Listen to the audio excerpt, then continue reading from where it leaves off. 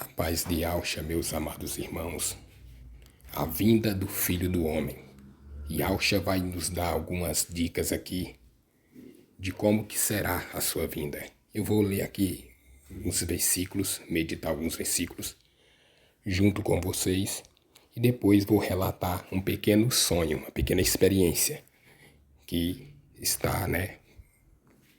tem base bíblica, pois todos conhecem a história de José, né?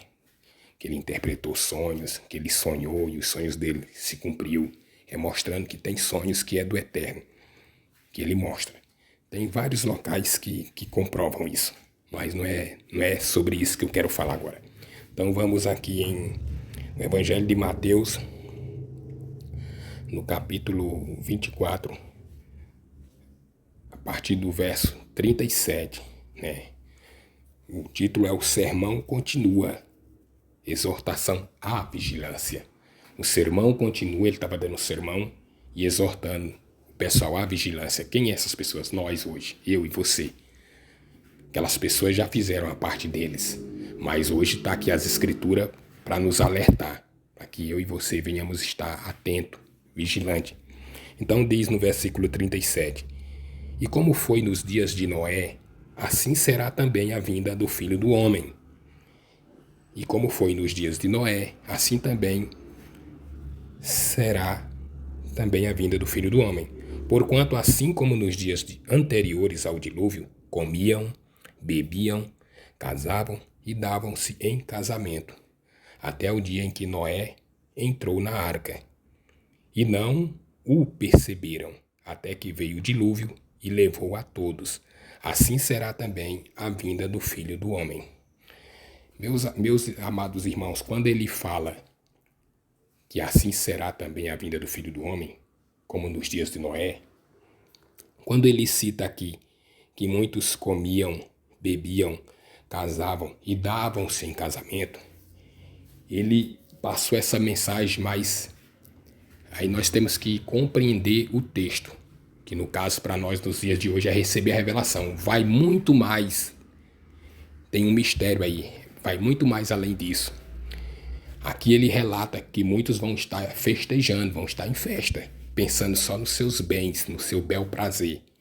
Porém, quando ele explica aqui, para nós ficarmos atentos, porque como foi nos dias de Noé, assim será também, nós temos que observar tudo o que aconteceu lá na história de Noé, em Gênesis, como foi que aconteceu, o que aconteceu, como ele entrou na arca, depois que ele construiu a arca, o mistério que tem nisso aí, ou seja, Noé, ele sabia, por isso ele construiu a arca, mostrando aqui também que o Eterno ele vai dar alguns sinais para nós nos dias de hoje.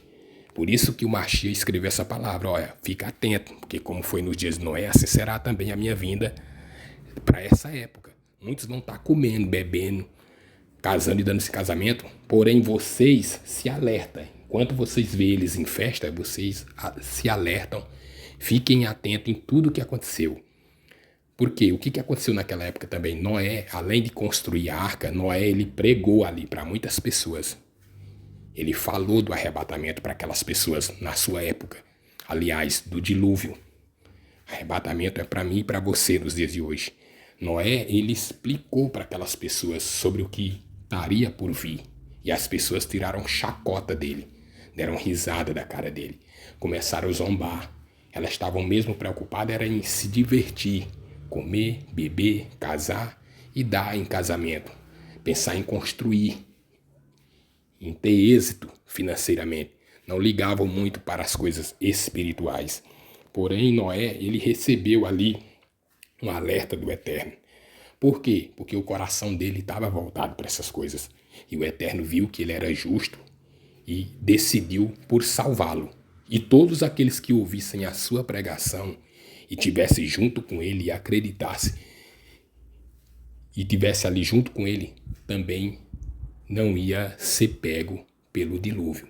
Assim é o que acontece nos dias de hoje, meus amados irmãos.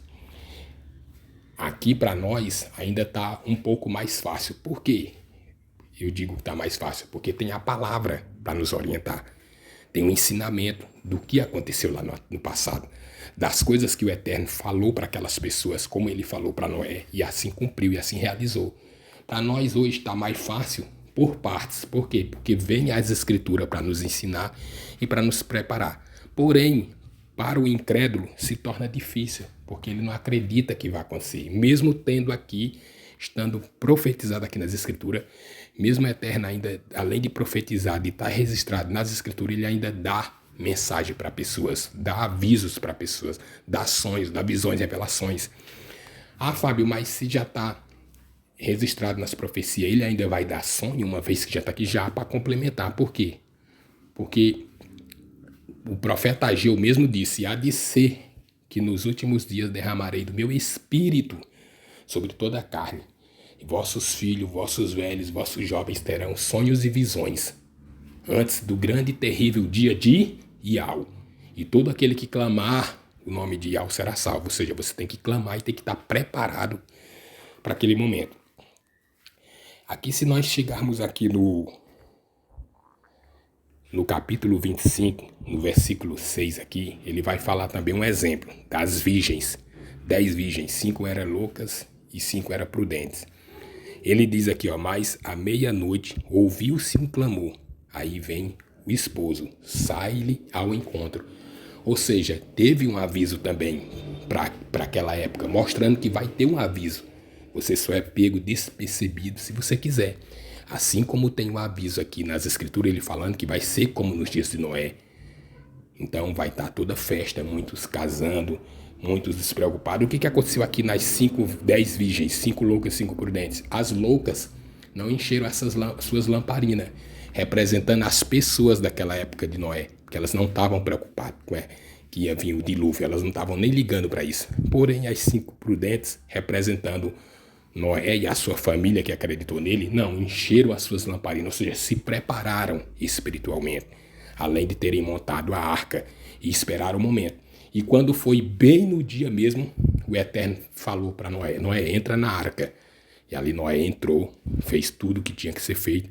O Eterno fechou a arca e ainda ficou mais 7 dias, que é representando os 7 anos de tribulação que vai haver. Então, as 5 veio o aviso para as 10, 5 não estavam preparadas, mas as 5 estavam. As escrituras aqui diz que elas adormeceram aqui, ó. Elas adormeceram, porém as 5 prudentes estavam preparadas. Mas